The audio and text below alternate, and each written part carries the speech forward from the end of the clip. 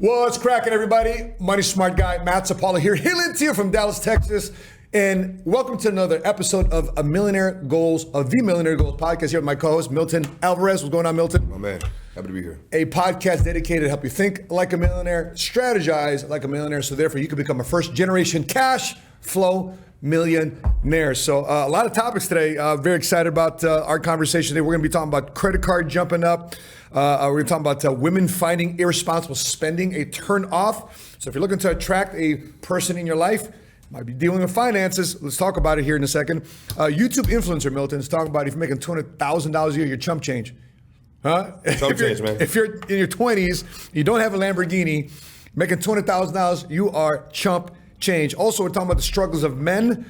It's a problem for everybody, not just for the immediate family, but it's a problem for everyone in society, prioritizing money over marriage. We're going to talk about strength. Why is it so important to be strong, like physically strong as a man, and also why sitting, for people working at home, why sitting is very, very bad for your health. In addition to that, we're going to be talking about this Chinese balloon and what the significance is that for us in the United States of America. So let's jump right into it. So Milton, I have a different order here, man. Let's talk about this YouTube influencer.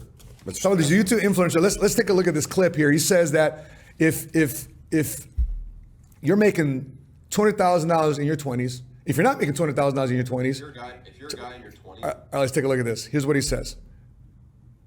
If you're a guy in your 20s and you don't have a Lamborghini, you should actually sit down and have like a serious discussion with yourself as to why you don't have a Lambo. Yep. Because I realize now that it's so incredibly easy and there's so much money out there, and 200 grand relative to what is out there in circulation and what you can grab, especially now with AI tools that you can leverage like never before, 200 grand is chump change. If you're a guy in your 20s. By the way, initial reaction.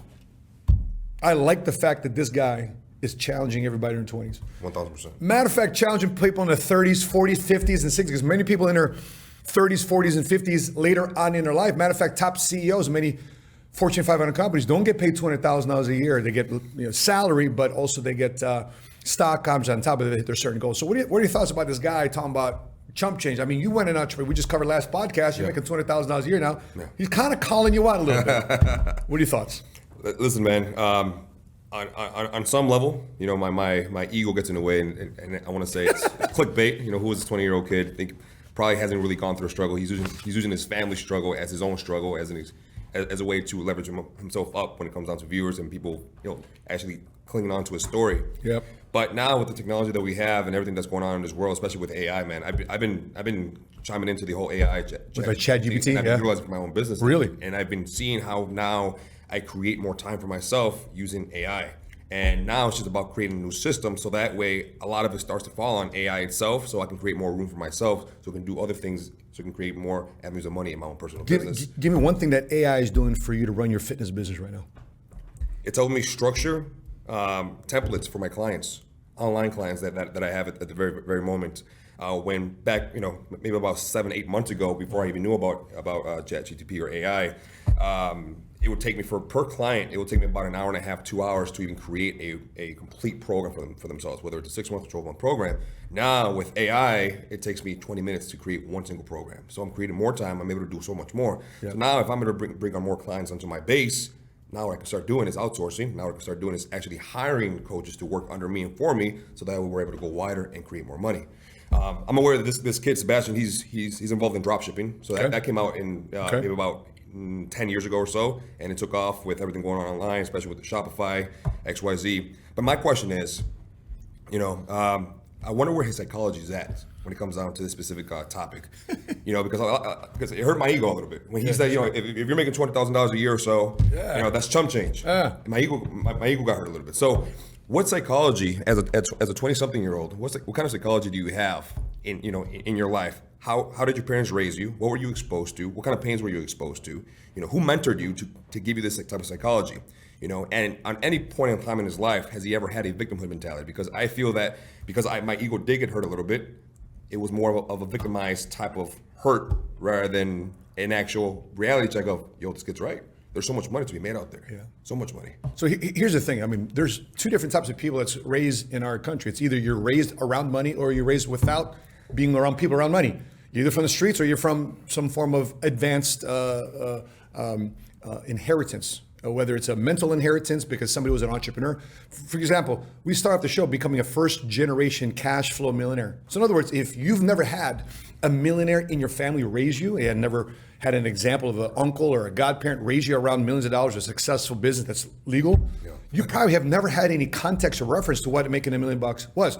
So maybe this guy's mindset, maybe he was raised around people that had that type of mentality or standard in their life. If you're from neighborhoods like ours, you don't have that standard. And so think about this. The median income, the household median income in America is $70,784 in 2021, according to the Census Bureau. The average median household income is $70,000, meaning that means husband and wife.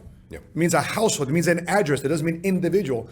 So you probably have two people making $35,000 a year combined together, making $70,000 household income. That's average across the United States. But I will say this. When we were going through the pandemic, when 80% of all the wealth in this country was printed in the last 2-3 years because of stimulus, you all had an opportunity right in front of you. The world shut down. We got locked down. So we had an opportunity to sit back. By the way, this last 7 days in Dallas reminded me of the lockdown because it was iced out in Dallas. Nobody's going anywhere. Yeah. Non-essential travel, I heard that was a talk in Dallas. I'm like, oh my gosh, they remind me of freaking pandemic. But if you were locked down, you were shut down, you were told not to go to work during the pandemic, you had a choice between either improving or gaining a skill set or video games and Netflix. Whichever one you chose said, hey, I'm disciplined or I'm not disciplined. This guy is calling everybody out because right now, we just covered the last segment, if you want to buy the average home in America, which is $500,000, that mortgage payment is approximately $3,700. You're not making that on average income. So you have a choice right now. You can either take this guy and get bitter about it, or you can choose to get better about it. Either way, it's your choice. And so here's another thing I want to talk about. Relationships. Women are finding it very much a turnoff. Let's take a look at this article here. Women are finding it a very big turnoff. They find it very irresponsible when men don't know how to budget their money. Okay, so let's take a look here. So top financial turnoffs for men and women. If you recently got your car, clothes, or holiday on finance, you could be sabotaging your chances of finding. According to the report, personal debt is the biggest financial turnoff among both men and women. Let me ask you a question. I'm married. When I got married together, Sheena and I got together, we had a conversation about, here's my financial situation. This is my scenario. I remember inviting Sheena to an Italian restaurant there on LaGrange Road in Chicago still, right there in downtown LaGrange. Yeah. You know what I'm talking about? It's this Italian restaurant right there on the east side of the street. Anyway, there was an Italian restaurant. You know, Italian tables have these paper tablecloths. Sure. I just wrote down all my garbage. I say, this is what you might think I am. This is what I really am. Okay? But however, I'm not enjoying where I'm at right now because of my family situation. I was going through family court. I was going through child support court, all that type of stuff. And the weirdest part, I had custody of other kids. But this is where I'm going. And as soon as I got done doing that, I'm like, oh, I'm about to lose this girl, man. I took a big risk. Yeah. But Sheena goes, is that it? Wow. I'm like, oh my God, praise the Lord, amen, hallelujah. What are your thoughts on having that financial conversation? And when is it appropriate to have the conversation when it's in the dating phase? You know, I think for a lot of people, it also depends on your age, because you can be in your mid to early 20s and be conditioned or be groomed to have a mindset of what dating actually is, especially if you come from a religious household. Or if you come from a broken household, you know, even if you are in your 30s or 40s, you find relationships or any type of commitment to the opposite sex or whatever partner you're trying to seek for in this world. That conversation doesn't happen because you find it hard to even to see yourself committing to somebody. But what you just spoken right now, I actually had it written down that people should be able to speak about finance prior to any form of commitment with each other. But now here's the thing, especially with the Gen Zs, the younger generation, and I've also noticed that within my own personal generation, because this is something I encountered a couple of years ago where... So you're millennial. I'm a Gen X. I'm part of the sexiest generation ever created in the history of humankind by God. Man said sexiest. It's correct. It's 80s, 90s R&B, man. It's true. No music has been created since the 90s R&B ballads, okay? That's true. I think February 13th 1990, I was made with an R&B song in the background. No kidding. I'm a Valentine's Day baby. Valentine's Day. Oh, Valentine's Day's Day, coming up, baby. man. So here's my thing. For example, for these articles, when they say that women find it irresponsible spending as a turnoff, I notion that and I say mature women find it a turnoff when it comes down to irresponsible spending, because nowadays you also have, it could be a man or woman, it doesn't have to be a woman. I don't want to generalize, but in this specific topic, we're speaking about women. So there's a lot of immature women, a lot of young girls stuck in women's bodies who, if you're not spending X amount of money on them, they're gonna move on to the next guy. It's a competition amongst a lot of guys out here in this world, especially now with this whole the feminist movement, the red pill movement, and the way men are viewed and the way women are viewed. If you're not making a certain amount of money, or you're not spending a certain amount, or you're not taking her to nice restaurants, you're not buying her the nice things, or even just giving her the experiences, or if you don't look like money, smell like money, a lot of women aren't going to give you that opportunity. So a lot of men literally pretend and they act and they perform that they have a certain status when in reality they don't. They're living way below their means. But when it comes down to courting a girl to get her attention because, wow, she's beautiful, she's gorgeous, I can see a future with her, but if she knew who I truly was, now that comes down to identity issues. If she truly saw who I was, she's not going to take me in as me. Yeah. So now you start off a relationship with a lie automatically, which that's one of the worst things you can possibly do. Start off any type of relationship with a lie. You start off that relationship with a lie, and now little by little you start getting more comfortable. You start opening up, walls start coming down, you become a lot more vulnerable to the woman, and now she starts to see who you truly are. It's funny because I got divorced at 28 and I got remarried, or I started dating Sheena at 38. So I'm sorry, I was a single dad at 23. My last real relationship was like 28. It wasn't until 38 that I found Sheena, like 10 years later.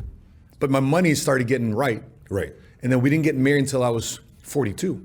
And Sheena, Sheena was practically 30. So do you think it's a natural pull then for more younger women in their 20s to be attracted to men in your age, in their 30s, just because of the financial situation and because maybe most younger men don't have their financial situation squared away? Correct. I mean, a lot of people consider it an even exchange. I get the young, pretty girl, younger age. It's going to take her a lot longer for her to look a certain type of way because she's a lot younger than I am, and the girl gets the stability that she wants. She has a man in her life. By the way, sometimes these women, I remember when I was dating, they had kind of like this mental clock. Like, I have to have a kid by the time I'm 25, or get married by the time I'm 25, or have a kid, whether that age be 25 or 30. There's a certain clock. For us men, we don't have a clock. We don't have a clock, no. So it's a funny scenario. I want to go back to this article here. It says, bad news for those earning $29,000. That was the minimum that respondents said they want a partner to make. Fortunately for most, this is well below the median annual, we were just talking about this, median annual salary, which is $37,000 according to the U.S. Census Bureau. So although student loans weren't a top deal breaker for any generation or gender surveyed, respondents said they wouldn't date somebody with more than $28,000 of student loan debt. I mean, think about the debt service. So if you're making $30,000 a year, $37,000 a year, depending on this being a 20-year student loan at a rising interest rate now, because the Federal Reserve just increased the interest rates 25 basis points, 0.25% earlier last week. So they're paying $500,000, $800,000 a month to service their debt. Yeah. So what's that scenario like? You're dating somebody and they can't do this, they can't do that, they can't buy a house, they can't buy a car because a good chunk of their income is servicing and paying student loan debt. Right. For me, I've been on both sides of the spectrum where I've been debt broke and I'm trying to date someone. I'm barely making ends meet. But then in the back of my mind, I know I have nothing to provide. Because again, we have that mindset of I'm the provider. Yep. I'm the one who's going to put the food on the table. I'm the one who's going to provide financially. Having that mindset, knowing that you're in a relationship with somebody and you can't be that financial support for somebody, or not even support, just know that if something happens, you have it completely covered. It really taints the relationship in a negative way, and then little arguments start happening here and there. And then I'm on the other side where I'm financially in a good place and there's more peace and there's more tranquility in the relationship, there's more flow. So my advice, especially a lot of these young cats, or even cats who are in their 30s and 40s and still don't have their money right, find a mentor. Find someone that will teach you financial literacy. Find the psychology of money and literally invest as much time and energy as you can to it. Because as long as there's financial struggle in your family, whether you're married or not married, and whether there's and as long as there's financial struggle in your personal life, it's going to be extremely hard to sustain a relationship without feeling some type of identity issue within yourself. Because then now, if your woman is the money maker, that's also going to screw with your identity. It's going to make you feel really inferior to who she is. And a lot of men, to this day, they really still care about what society says. I mean, look at that. Giselle, she divorced Tom Brady. Yeah. Who did she end up dating? Some Brazilian jiu-jitsu guy. Yeah. He's not a multimillionaire. Not at all. But think about that date, though. Let's think about that date. Or Bezos, when he divorced, his wife divorced. Who did she end up dating? School teacher. A professor, yeah. Yeah, school teacher. So in other words, you think these guys, they're up here in terms of income. Mm-hmm. Now they're these guys here, and from an economic standpoint down here, they may be great teachers or great jiu-jitsu instructors, but are anywhere close to what it was like to being married to Tom Brady. Correct. It was like from a financial standpoint, or Jeff Bezos from a financial standpoint. You got to think in the back of the mind of that guy who's dating her, like the ex. First of all, what goes on to men's minds? Okay, you were sleeping with somebody before, now you're sleeping with me. You're going through that. You're going through that 100%. Picture of comparison in the back of your head. You don't ask about it, but you think about it. Yes, of course. And then number two, from an economic standpoint, she's got the money and you're broke.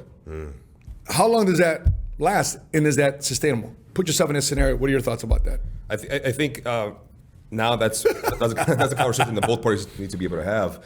I believe that being able to have that conversation from the get-go and knowing like, I was married to Jeff Bezos. What's up? I have X amount of money, and you as I got billions behind me. Billions behind me. So at least now you know. For example, I'm going to use a personal example. Not that long ago, I was actually dating someone from Santa Monica, California. Mm-hmm. Well-off woman, maybe in her mid-30s. Well-off woman. She's in the insurance industry. Yep. So knowing what I was walking into financially, I wasn't at her tier. Yep. But right off the bat, she knew where I was headed with my finance. She knew where I was headed with my business. And from the get-go, I advised her, I'm not interested in what you have to offer. I have my own, you have your own. And now, knowing that you have your own, way beyond what I have, and I have my own, now we can actually focus on the genuine core of what matters, of what a relationship is. So that being said, could it possibly be that having an open conversation in the very beginning where you can create a safe space for a man and a woman to be able to express what their thoughts are walking into this relationship? Because yes, there's a lot of insecurity, especially if you're dating someone who's been married or engaged or dated multimillionaires or people who have more than you. Yep. There's going to be that thought in the back of your head. Sure. Like, am I enough? Yeah. Right. And I think that's where I guess mature women will step in and let's create a safe space. This is why I'm with you. This is what I want from you. Maybe this millionaire or multi-billionaire didn't create a space for her or didn't provide the mental or emotional needs that she had. Because at the end of the day, men and women, they have love languages, and men and women, they have specific needs that need to be met, and no lump of money will ever meet those specific needs that human beings have. Call me OG, but if my girl has to pull out her credit card because I can't pay for dinner, I feel humiliated as a man. Sure. For me. Yeah. Okay. I remember one time Shane and I were dating. For some reason, and we all faced this at one point or another. One of these days, one of these nights, my credit card didn't go through. I just had one credit card with me. I'm like, fuck shit, right? And then I had a humiliating ask, babe, you got your Amex? She goes, yeah. Could you mind? I left my other credit card at the house. Smart one. Right? And so she swiped it. I just felt so freaking humiliated. I thought I just regressed like a million points behind. Especially I'm in a dating phase with Sheena. And I just remember telling myself, I'm never gonna go to this date again with just one credit card. Or if I ask her to go out on a date, I'm gonna arm myself to make sure I get the cash in the bank, I get the credit cards ready to go, the debit cards ready to go, and I'm squared away. I just don't feel right for me having a woman, my wife, my girlfriend, pay for anything. Now, weirdest part, what's that saying? My money is our money, her money is her money. Yeah. Is that true? What do you think? Is her money, my money, our money? And that's one of the things we'll be unpacking on the Millionaire Goals, because one thing for sure, man, these laws don't make it easy if things don't go right. For the man. For the man. Especially depending on what state you live in. Because they strip 50% of what you've made and earned your entire life. Can't tell you how many doctors I ran across. They're in the 50s and 60s, divorced, starting all over back to financial square one. They lose a house. Worst part about it, they're stripped of their dignity. They're estranged from their children because they think, just co-parenting agreement. Listen, a man has been stripped of his dignity. A man has been stripped of what has made him, and everything now is tilted toward, the laws have been tilted to the favor of the ex-wife. And so I don't say that it's right. There's a lot of dilemma about that. That's why a lot of men today feel that there's no benefit to getting married.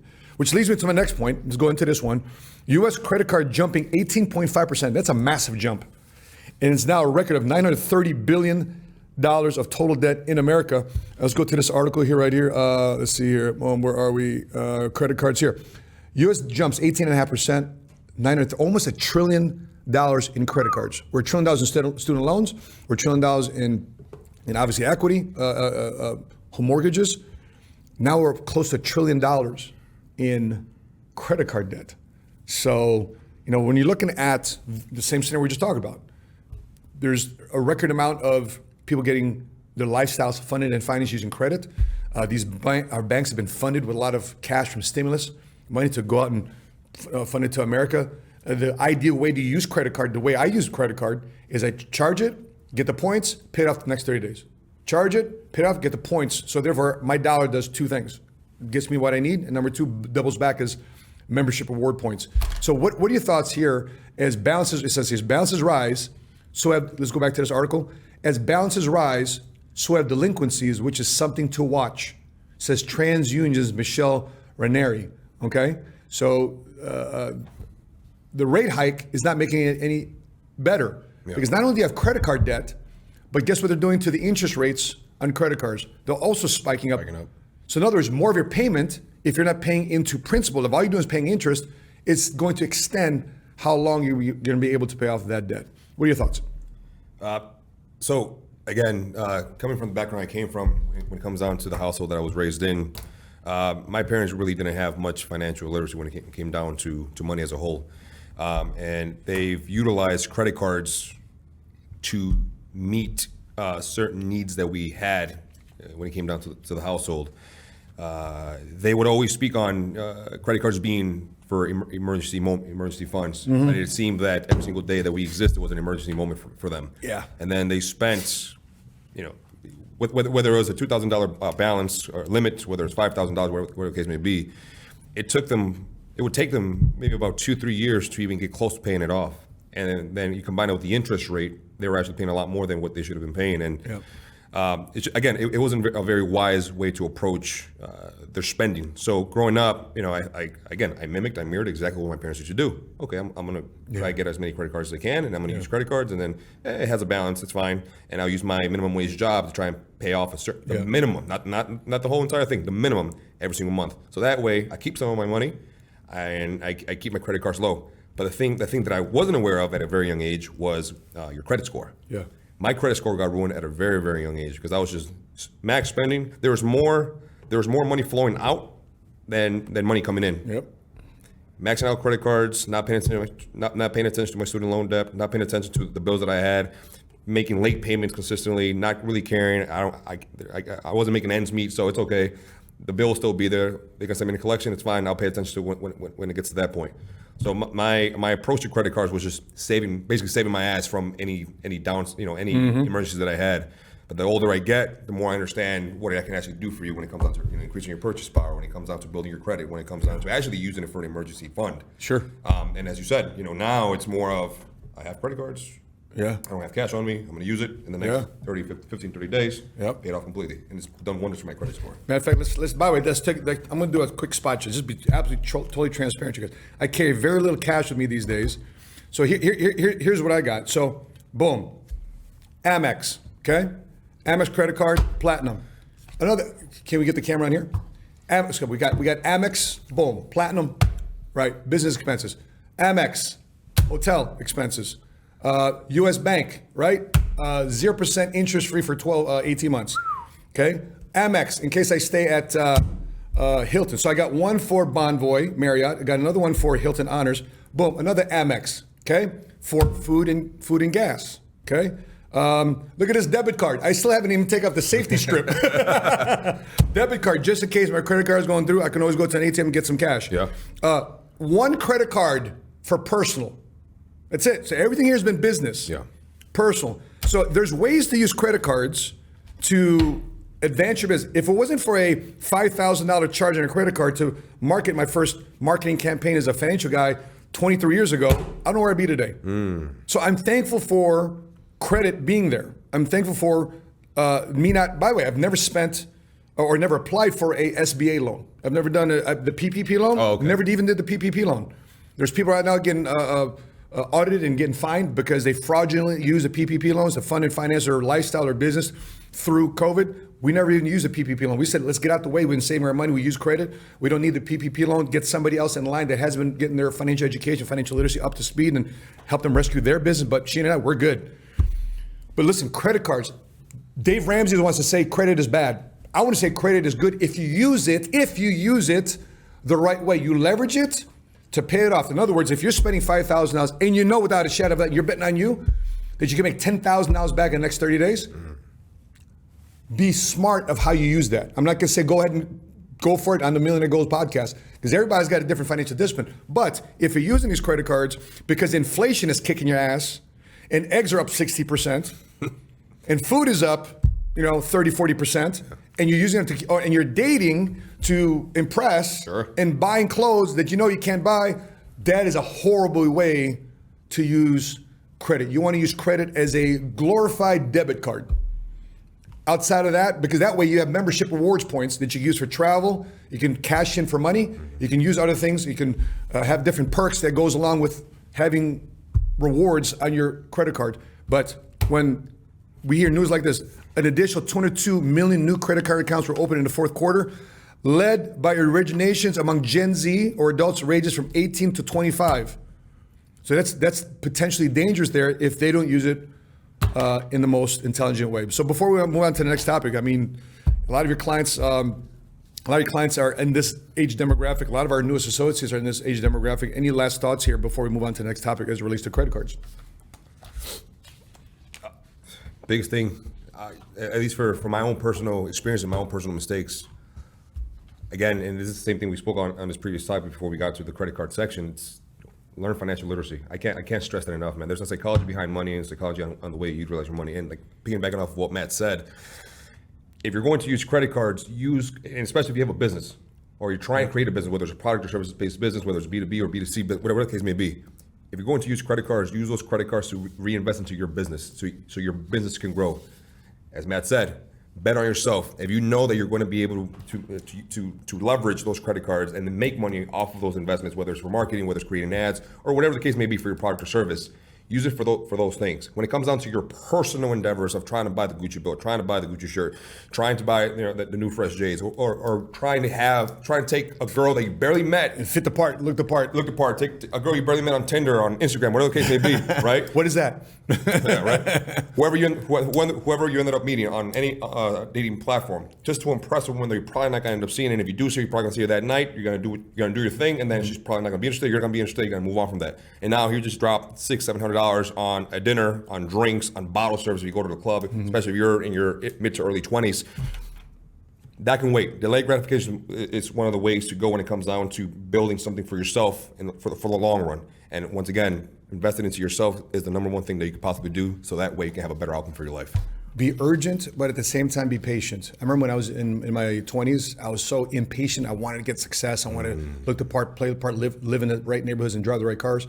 But like what you just said, the best thing I did was take my credit card, invest in myself, not a stock. By the way, I was just sitting down with the Goldman Sachs guy because I want a Goldman Sachs account. He says, Matt, you need 10 mil. I says, I'm a little short.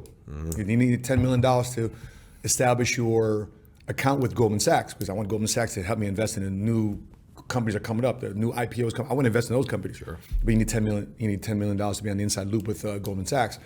And I said, once I come up with my $10 million, how soon can you flip it? How can you flip my 10 million into 15, the 15 into 20, 20 into 30? He says, Matt, listen, stop, time out right there. Let me manage expectations. Here's what he told me from Goldman Sachs. He says, the best investment you can make is doubling down in your endeavor because your endeavor got you to where you're at today. Better than anything I could do to passively invest your money. You're better off investing and doubling down on what made you you.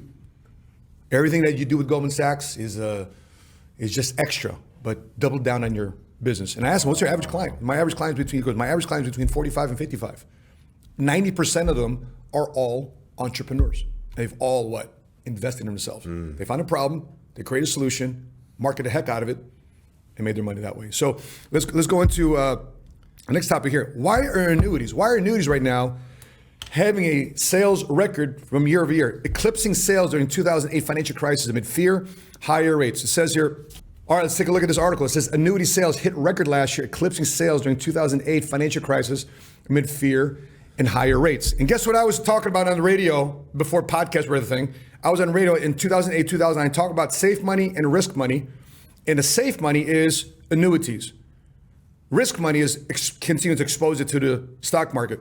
And so people are starting to get aware of what annuities are. Because back to the article, it says annuity sales hit $316 billion, over $250 billion in 2022, surpassing the prior annual record set in 2008 by 17%, according to LIMRA. LIMRA is Life Insurance Market and Research Association. The former CEO of LIMRA was our former board member, Bob Kirshner, and he ran LIMRA. As consumers are confronted with a confluence of factors, stocks and bonds faltered. There was a lingering fear of recession, and the Federal Reserve raised interest rates aggressively, boosting annuity payouts. So you want to know? So back here. So you want to know how to overcome inflation? Here's how you overcome inflation. Put your money in things that also increase when inflation increases. Meaning that bonds, when interest rates increase, guess what happens to bonds? They issue bonds at higher interest rates, higher yields. Why? Based on the Federal Reserve interest rate. So the downside is stocks go down.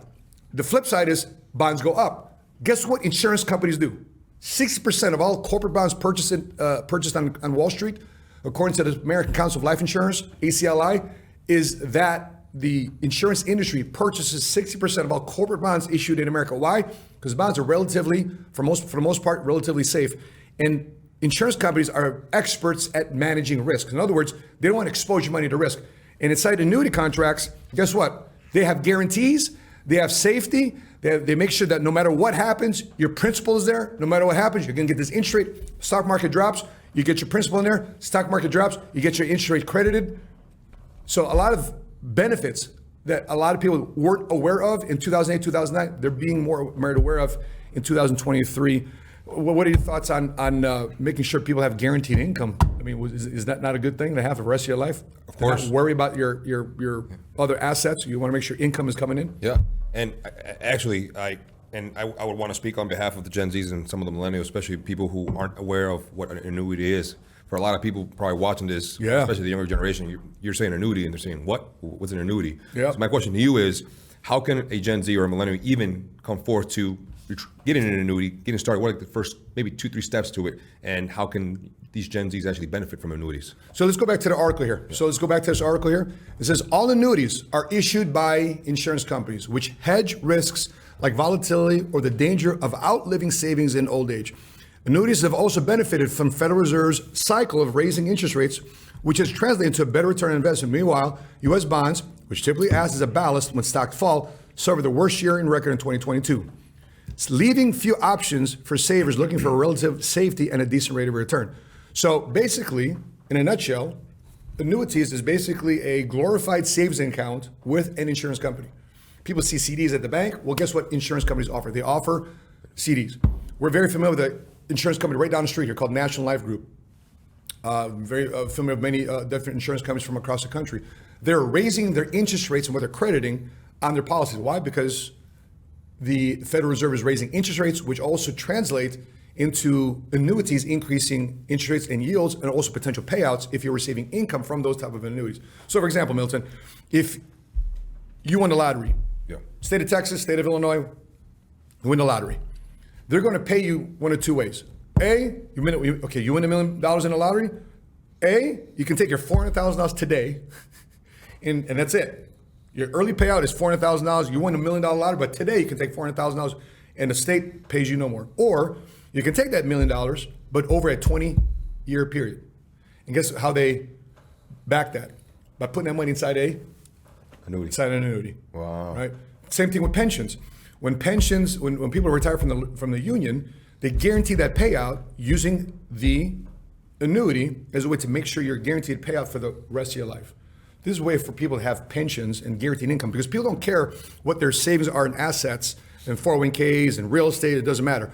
Crypto, it doesn't matter. All they care about is when I'm retired, when I'm 60, 65 years old, or for some of you that wanted to be retired earlier than later, you have to have some form of guarantee, and that guarantee can be provided through a annuity. But here's the downside. The younger you are, the less the payout. The older you, because what are insurance companies wanting you to do, sadly? I want you to pass away. right? Yeah. So life insurance, they hope you don't pass away for a long time, right? For 30, 40 years. Why? Because they can collect your premium for 20, 30, 40, 50 years. Annuities, they want you to die soon. So they can pay you out soon, so therefore they can cash out. However, the downside for an annuity is if you live long, you strain them because they have to guarantee you income, contractually speaking, for the rest of your life. So that's how annuities work. So how would a young candidate between the ages of 18 to, let's just say, 26, 27 years old, where would they go look? Who do they ask for this? You would ask a licensed insurance agent for annuities. And by the way, I'm not talking about State Farm or Farmers or Allstate. And by the way, Allstate just got out of the annuity business. They just sold off their block of business. So you want to talk to the best person to talk to about this type of topic is ask your insurance agent. Are you an independent life insurance agent with access to multiple carriers to get access to products and services that may benefit you the most in terms of annuities? The other factor of it also is index annuities.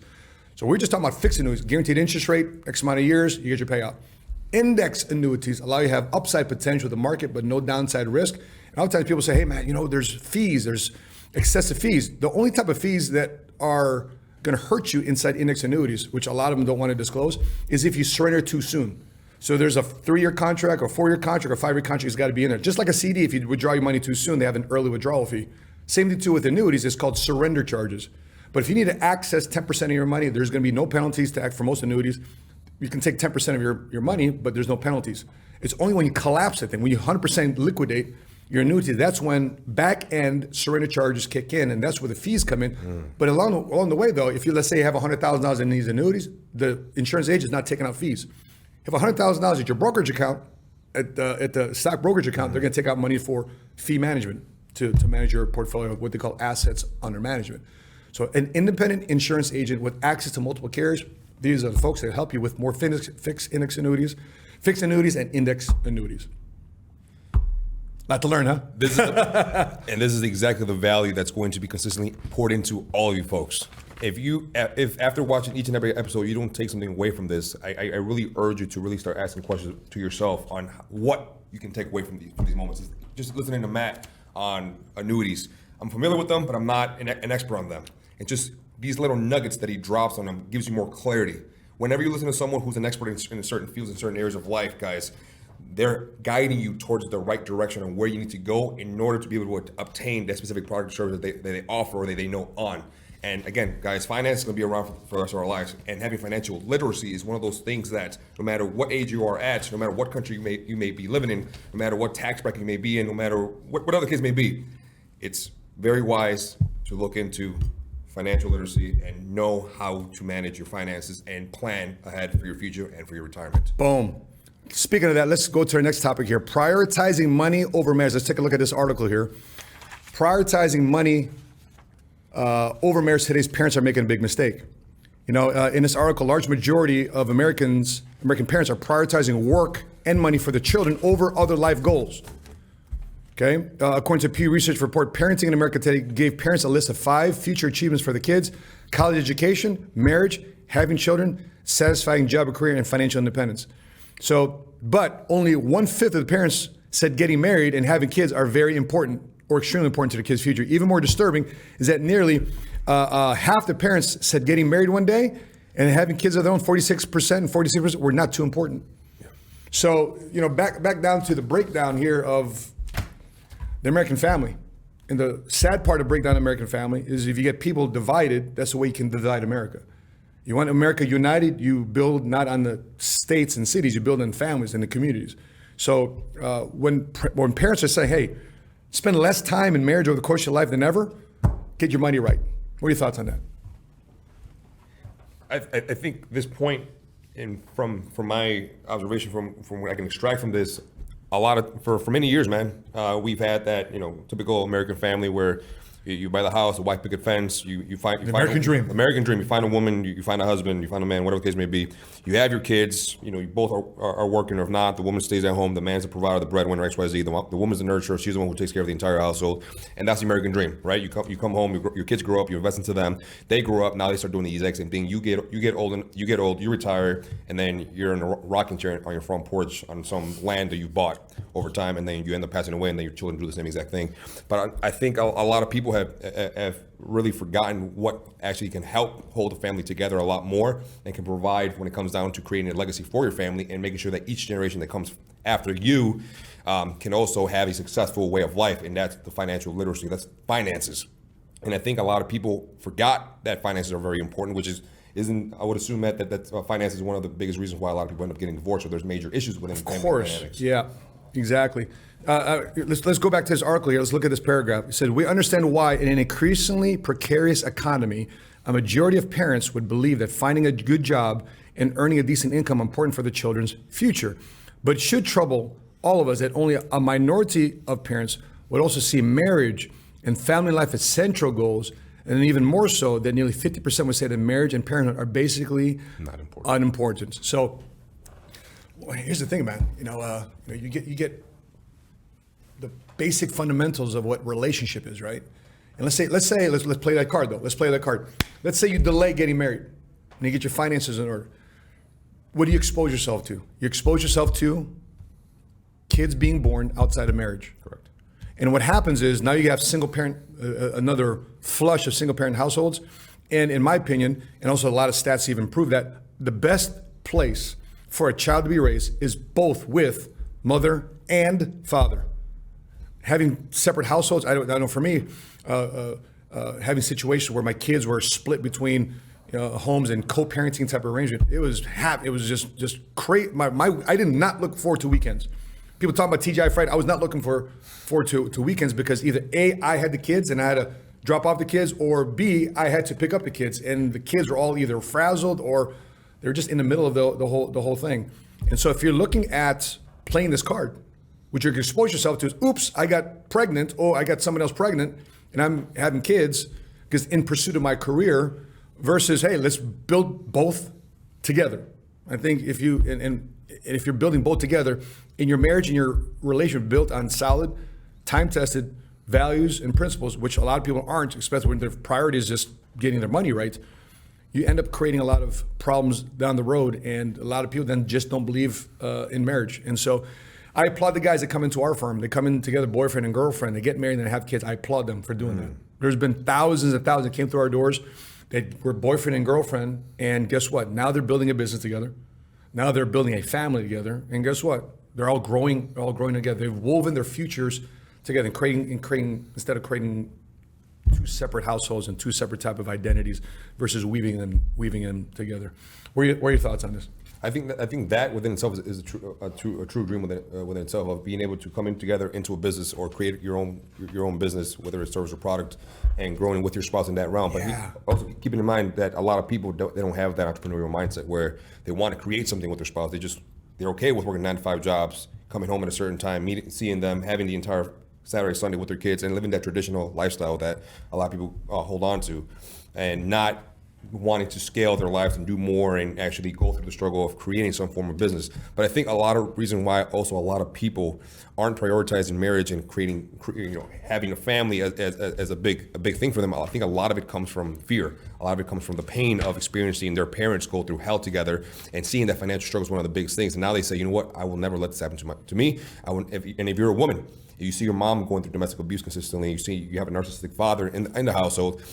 Now you have this power trip, and your subconscious mind is in a state of, I will not let a man dictate my ways. I will not allow anyone to maneuver me a certain way, or he will not get an emotional reaction out of me. So now you tend to go into a field where it's very male dominant, or you have a very masculine energy to yourself. And I've noticed that amongst a lot of business women, they have a very masculine energy to them because of the business that they're involved in and the fact of what they experienced growing up. So I think also that's another thing when it comes down to marriage and the dynamic of it, is there's a lot of psychology behind it, and there's a lot of healing and open dialogue communication that needs to occur in order for two people to actually make things work, whether it's prioritizing money, or whether it's individually coming into the relationship already financially set, or coming into a relationship saying, hey, look, this is where we're at, and this is where we both want to head. These are your goals and these are my goals. But now that we're going to create a family, let's create a goal together so that we can both work at it. You can even approach it that way. But if you come into the marriage or commitment with the thought process of just take, and you're not willing to give, or you're not willing to face the facts that you might have some trauma from your previous relationships, or even your upbringing, that's also going to affect the way you perceive relationships. Remember that saying, what's that saying? The husband brings home the bacon. Yeah. And then what does the wife do?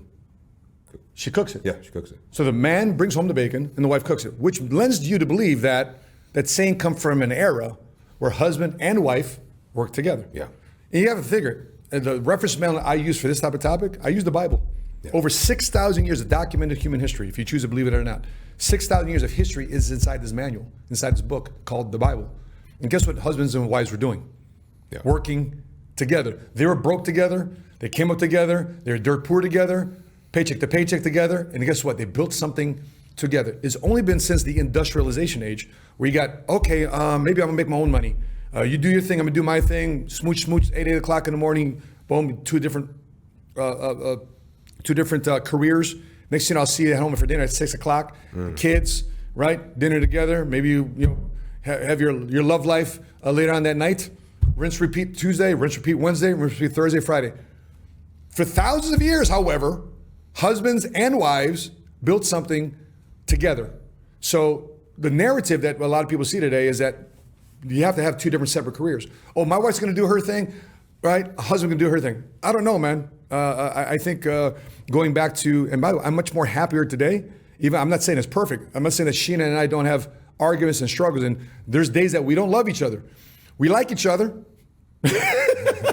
There's days that we don't get along together, but we're still building a family, and more importantly, a family together, a household where the children can be there. But at the same time, we're also building a business together. We're building a ministry together. So I want to go on to the next topic here when it talks about men and strength. Right? There are areas here. Let's go to this article here. Over 80% of adults don't meet U.S. strength guidelines. Why is it so important to be strong? Because, listen, man, they're talking about a drop in testosterone, a drop in estrogen. People aren't just getting extra, like generationally, there's less testosterone in men, there's less estrogen in women. More than 600 muscles in the human body, and it's impossible to strengthen each. And Milton, before I even unpack this, why is this so important for people to be strong? Not just fit, but also strong. So I believe that when you are able to go put yourself in a physiological state where you're going through resistance consistently, aka strength training or any type of physical movements that you're doing outside of your norm, right? The walking, the sitting, the standing, the walking up the stairs, down the stairs, the basic human movement. And you're putting yourself in an environment where you're creating resistance to yourself. Not only are you building callus in your body, but you're also building callus in your mental and also in your emotional state.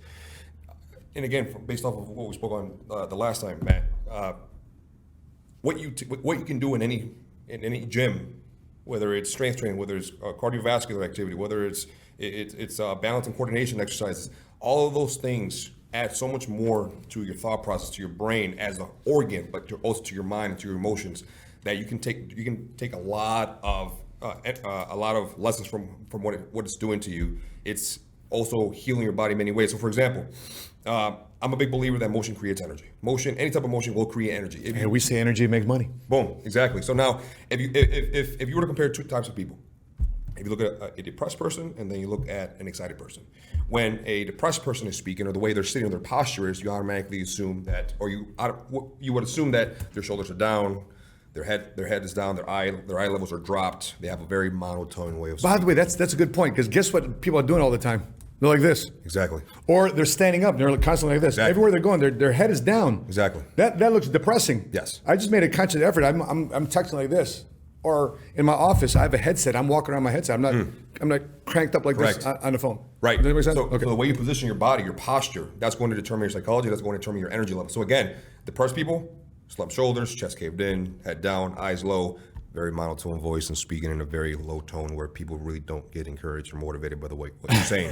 But then you look at someone at a sporting event, someone scores a touchdown, three-pointer, right? Whatever, game-winning goal, game-winning three-pointer. Yeah. Everyone's perspiring, everyone's sweating, high-fiving. If you're drunk, you're under the influence, whatever the case may be, but there's so much energy. And even if you're not into sports, if you're just sitting there in the middle of a sporting event and something grand happens, you feel the radiant energy hit you. Yeah. That makes you want to stand up. That makes you just want to clap or even nod your head. That's right. So the way you move your body will create the energy. So that's what comes into the whole ideology of power posing. The way you posture yourself is very, very, very important. But in order for you to have a good posture, there's certain muscle groups that you need to be able to attack. Let's talk about that. Okay. So some of the muscle groups that you need to be able to attack are your glutes. Your glutes, influence the way you walk, influences your posture when it comes to your lower body, and it influences so much on when it comes down to, do you have lower back pain or not? If you have strong glutes, not tight, strong glutes, it takes away any lower back pain, especially people who sit down a lot when it comes to consulting or any type of business that involves a desk job. Engaging your glutes is very, very important. Your obliques, it helps you up. Obliques, side stop, okay. It helps you be upright, and it also protects your vertebrae, your lower Love hand, vertebrae. is that love handles? Okay. your love handles, your rotator cuff muscles, and your posterior delts. When you see a lot of people sitting at a desk consistently, you will notice that That's shoulder. yeah. Okay, so both rotator cuff and posterior delts are all shoulder area. Your rotator cuffs will protect you. Will protect your shoulder girdle. Now your posterior delts, the muscles in the back of your shoulder, those are the ones that a lot of people underutilized because they're being your chest is being overutilized. So when you're at a desk consistently typing, your shoulders are slumped in, which is over stretching the posterior delt. But the more you start working out certain specific muscle groups, example, the posterior delt, that's going to pull your posture into the upright position, which then allows you to have an exposed chest, more of a loud voice so it can actually penetrate people's ears. And now you have people's attention on you. Now that you have that power pose, automatically the nerves and the signals that your brain sends into your body and the energy that you're starting to create now, because you become a lot more of an open person. When you look at someone who's a secure mat, they sit and their arms are crossed. They're closed off to the entire world. But if someone stands up and their chest is being popped out and they're speaking with their chin up and their shoulders back, people tend to be more receptive on that specific speech that they're trying to give. So power posing is very, very important. Body posture, whether you're giving a speech or whether you're at a desk, is very, very important. You're able to close more deals. You're able to convince more people. You're able to get your message across a lot faster. Now, for example, the last thing when it comes down to why sitting is not good for engagement, it's not good for your physiological health. Let's take a look at this article. Go ahead, hit it. Yeah, let's take a look at this article right here.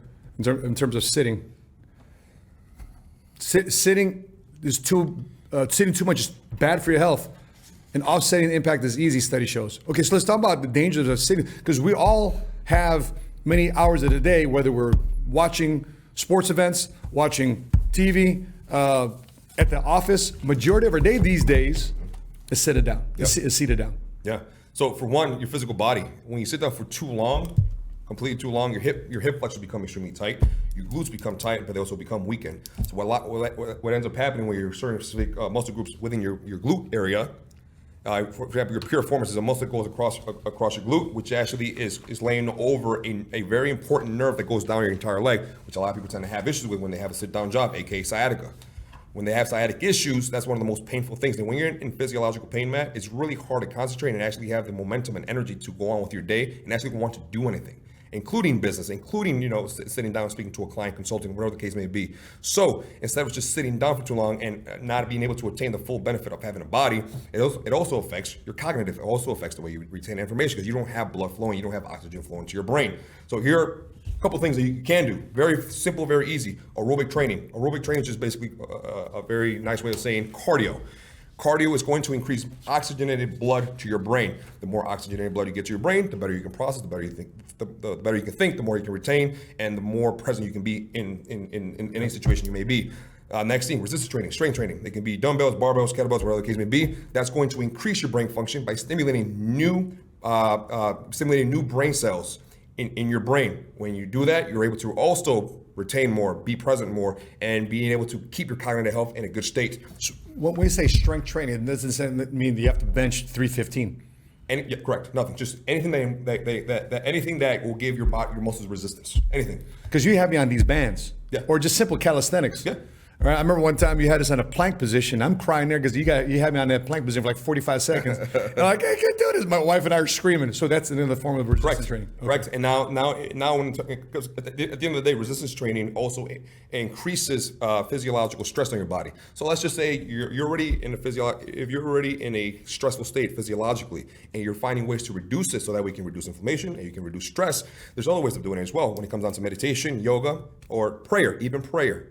Stretching and praying, talking to God, talking to the higher, whatever you end up believing in. Because now that also is going to reduce stress, it's going to reduce inflammation. And when people have inflammation, it's not just in one specific area, it's overall everything, including your brain as an organ. And when you have when you have inflammation in your brain, that's going to restrict blood flow through your brain. And when you have restricted blood flow, you're not able to process, and then your cognitive decreases. And the final thing, So it would be considered brain fog. brain fog. Okay. Brain fog. Not being able to process, brain fog, not remembering things, memory loss. And the final thing is balancing exercises. That's also going to be able to stimulate your brain in a place where it's going to, again, create new cells and keep you on your toes, per se. So that way you're able to do what you need to do in your business, in your family, and in your personal life.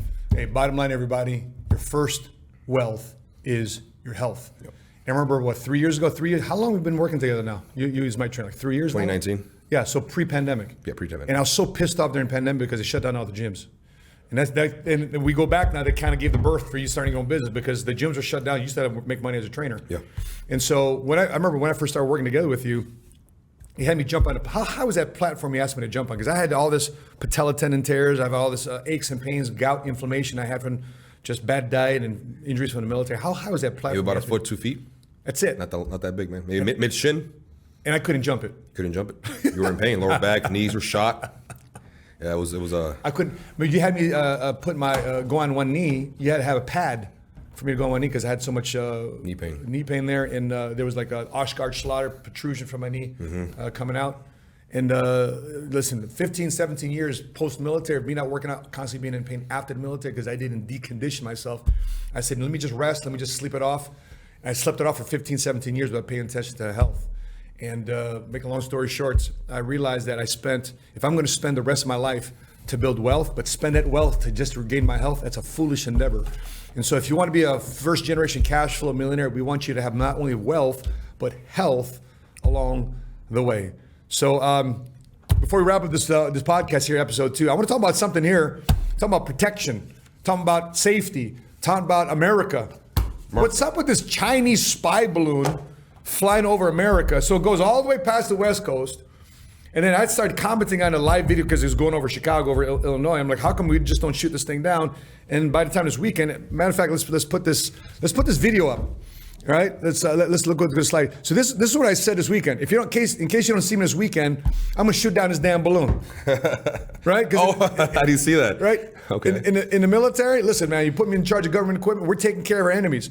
But this administration, this leadership of this country, waits until it's all the way coast through coast, taking all the pictures. Let's take a look at what happened here this past weekend, and then finally, this Chinese spy balloon eventually gets shot down. Look how quickly it gets shut down. There's nothing to it. But the question a lot of people are asking is, would you allow a stranger to come into your house in the middle of the night? You're gonna open the door, stranger to come into the house. Strangers come into the house in the middle of the night. They're taking pictures of all your stuff, taking pictures of all your valuables, taking pictures of your kids sleeping in the bed, taking pictures of your master bedroom, taking picture of wherever your office is at, however your house is laid out, and then leave. You don't even know their name. You don't even know what they're there for. Would you allow that to happen? So people say, well, Trump allowed a Chinese spy balloon to fly over 3 times. Well, he also said fake news. So he also said fake news, and then well, before I go into the next topic here about TikTok. What are your thoughts about this Chinese spy balloon flying over America, going over our homes, our country, without any action by this country to shoot down? Hey, listen, hey, world, can't do this stuff around America, but we're just getting run over. We're getting bullied again by another country, getting ran over. You know, I'm not very much into politics, but I have seen a lot of news, and I have been around a lot of conversation. And there's a lot of patterns now going on when it comes down to China and what China's been doing alongside and, against the United States. And my biggest question is, what's next, right? What's next?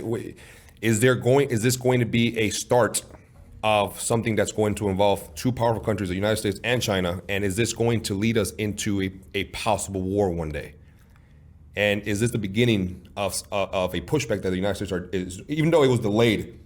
What's the next thing? And will there be pushback from our country, from our staff, our higher ups in our country? Listen, China keeps messing with us, man.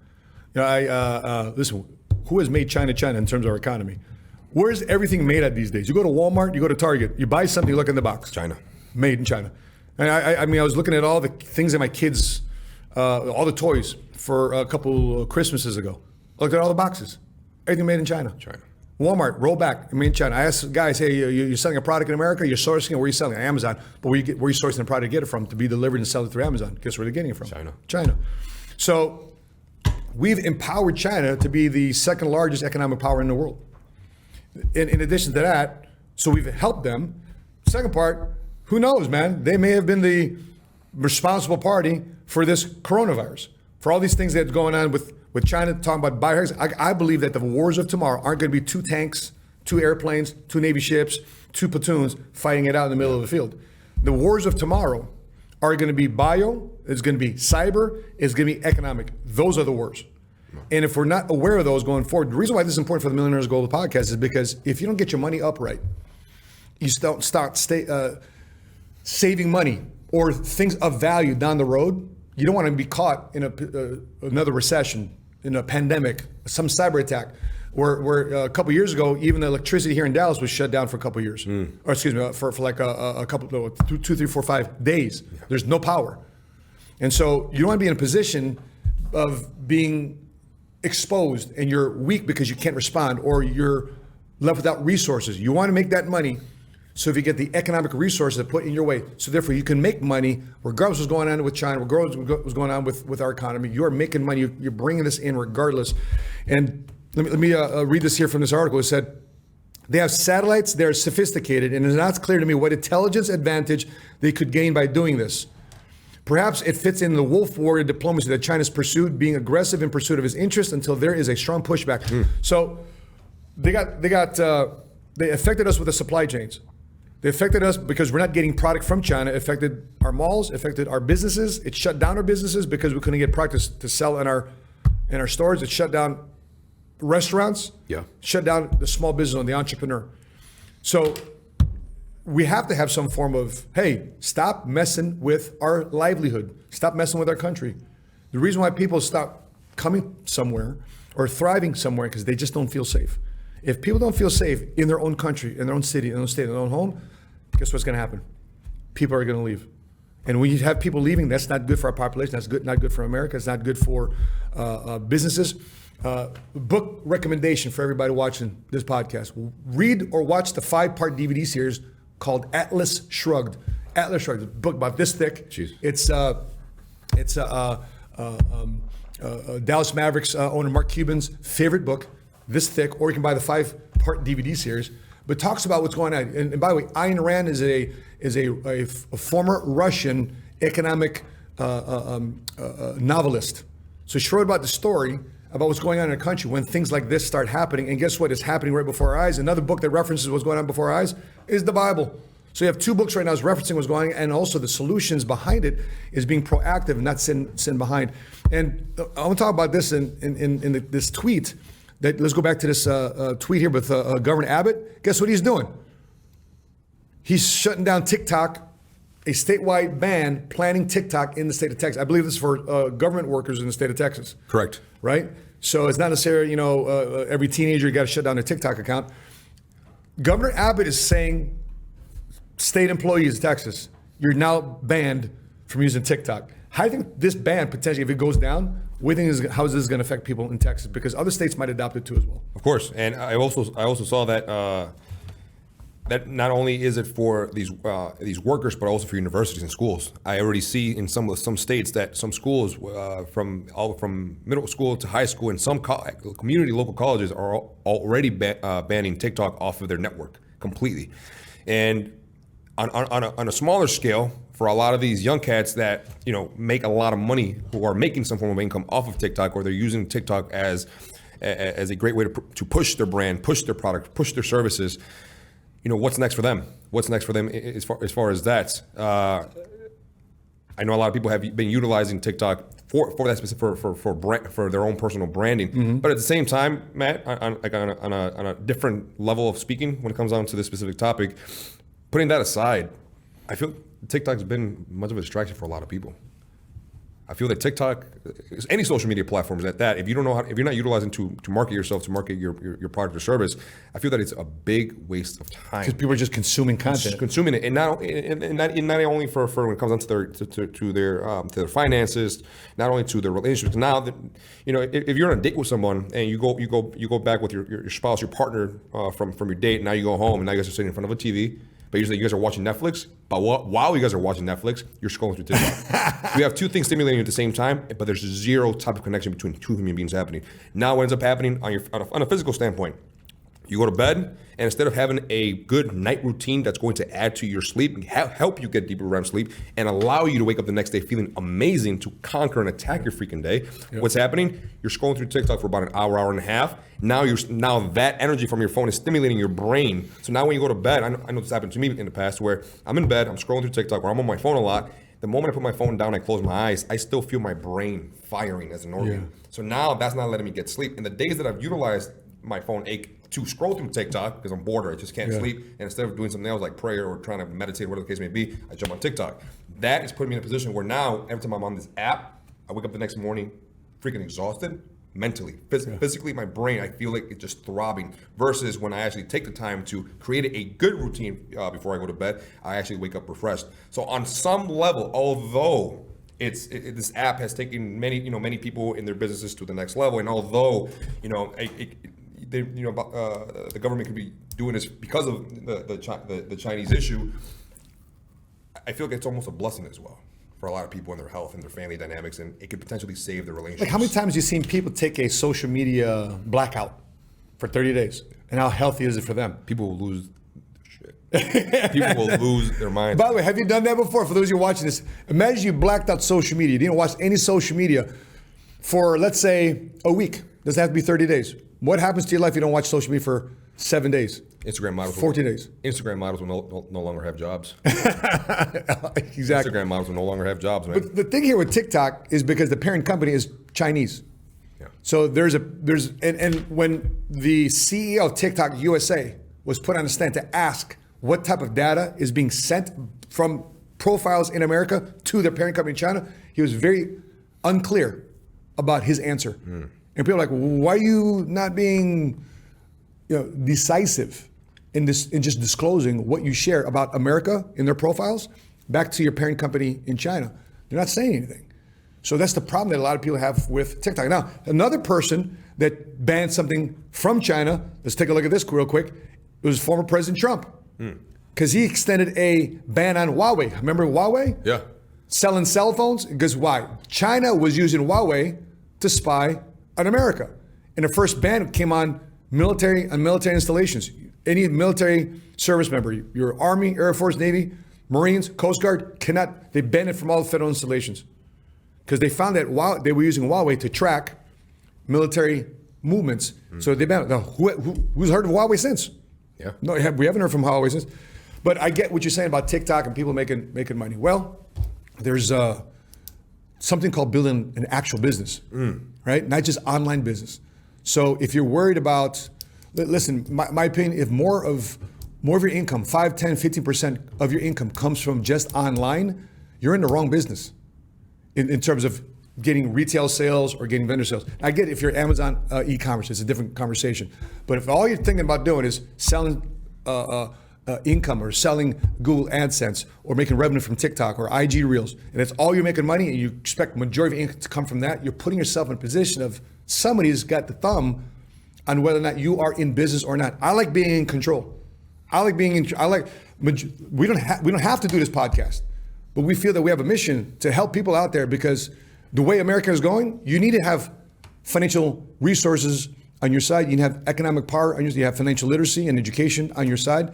Because though they don't know, listen, ignorance is not bliss.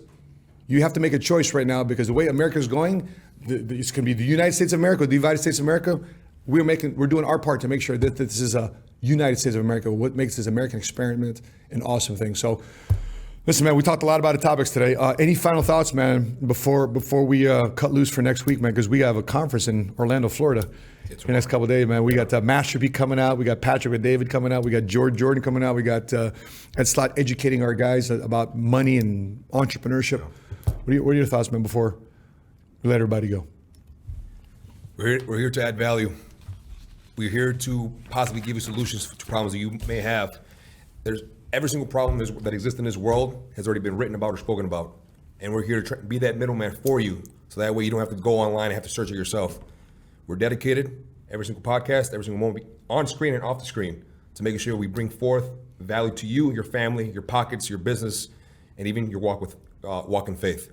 We're here to serve you. We're not here to take. We're here to give.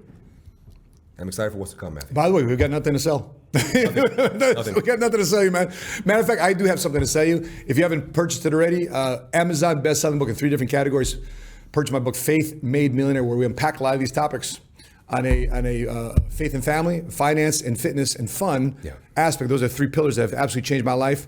Talked about my testimony there too as well, with the good, the bad, the ugly of the last 20 some years of my life as a United States Marine, coming out through the Marines and starting my business in Korea. Last 23 years as an entrepreneur in the insurance industry. If you want to purchase that, knock yourself out. It's, I think it's $17.99 on Amazon. So yeah, I would be remiss if I didn't let you know about our book. But with that being said, I'm excited for you, because if you got goals to be a future generation, first generation cash flow millionaire, this is the right podcast to be watching and looking and listening to, because we're going to bring a lot of different topics that's going to help you stay ahead of the money game, because a lot of financial education is awareness. If you're aware about something, you want to be educated about something, so therefore you can take action. That being said, I have my co-host, Milton Alvarez. Make sure you drop your thoughts, your comments, your questions, put it in the comment section below. If you haven't done so, make sure you subscribe to the Millionaire Goals Podcast. So, from Dallas, Texas, I'm your smart guy. On behalf of Milton Alvarez, till meet again. Continue to live smart, continue to love smart, and be money smart today. Boom. See you next week.